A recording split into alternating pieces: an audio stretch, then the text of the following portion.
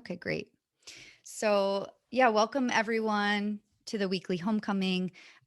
Today we are exploring uh, see, hear, and feel, uh, which is really the bread and butter technique of the unified mindfulness system. It's also the what we typically think about when we think about mindfulness. We think about how do we anchor into the present moment.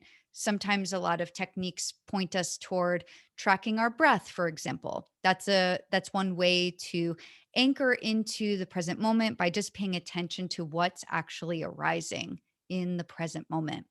And what the unified mindfulness system gives us is a more diverse palette um, of options to basically anchor our attention into the present moment. So we can track breath, which is would be the label feel, and it would also be um, we can also track sound, for example, outside of us. That would be here, where we're tracking auditory information.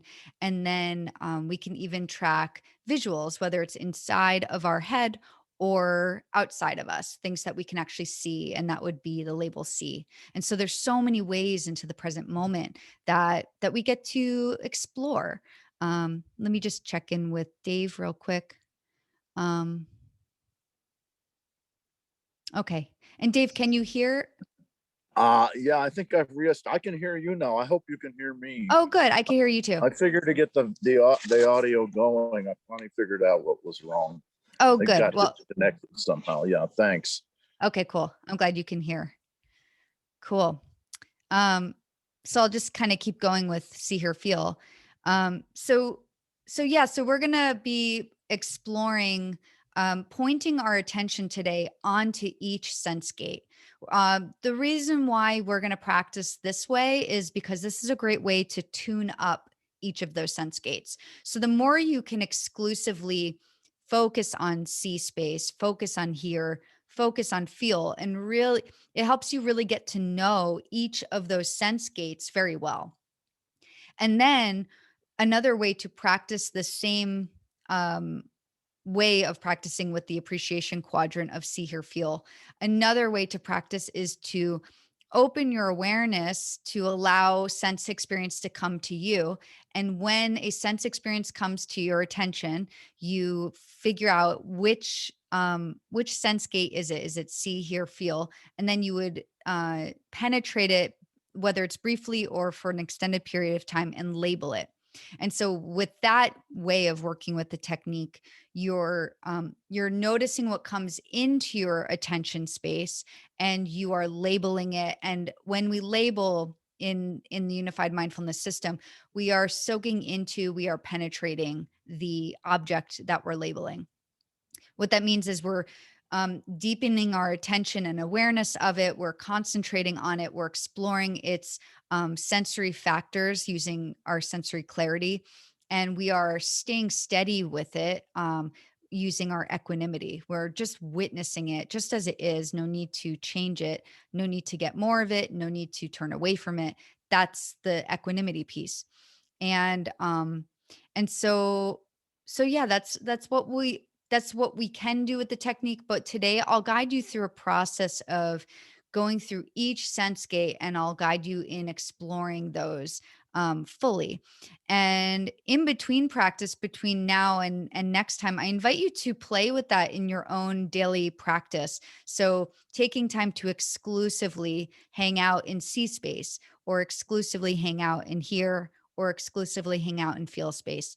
What it means to exclusively hang out there is your full attention is on that sense gate. You are pointing your attention at something zoomed in or zoomed out within that particular sense gate. It could be all sound around you, or it could be one sound that you're tracking. It's arising and passing. That would be an example of working with hear space exclusively. And I recommend this, especially for early practitioners, because it's really great to tune up your sensory clarity in each of those sense gates.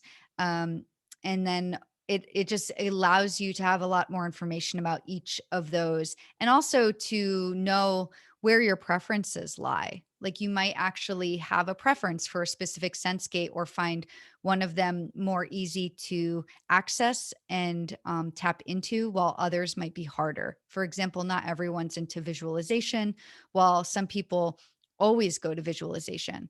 Or maybe sound and outside sound, like hear out, is quite regulating and easeful for you, or it might not be. And so these are some things that we can start to develop discernment around is what's your relationship with each of these sense gates?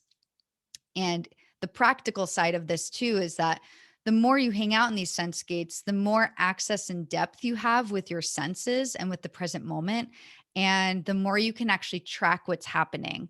Um, an example of that is like if you really start to do some work with feel space and get to know what are the sensations arising in my body, what are the emotions arising, you can actually start to increase your emotional intelligence and emotional clarity, and your capacity to process emotions faster and more regularly. um, that means you can start releasing those emotions from your body and shore up energy, all by practicing just feel. It can also help you track feelings or sensations in the body and notice, like, oh, this pain is arising in my left side. That feels new. That kind of awareness can come from practicing mindfulness. If you practice this regularly, then when changes show up in your body, for example, you can actually detect it. Um, and you might even be able to discern, is this a neutral sensation? Is it something new? Should I be concerned about this? Is it an emotion? Do you know the difference between a neutral sensation and, for example, anxiety? Like those are things that can start to tune up and become more and more clear the more you practice using this technique. So, with that, I say let's practice. um, I will pause this recording.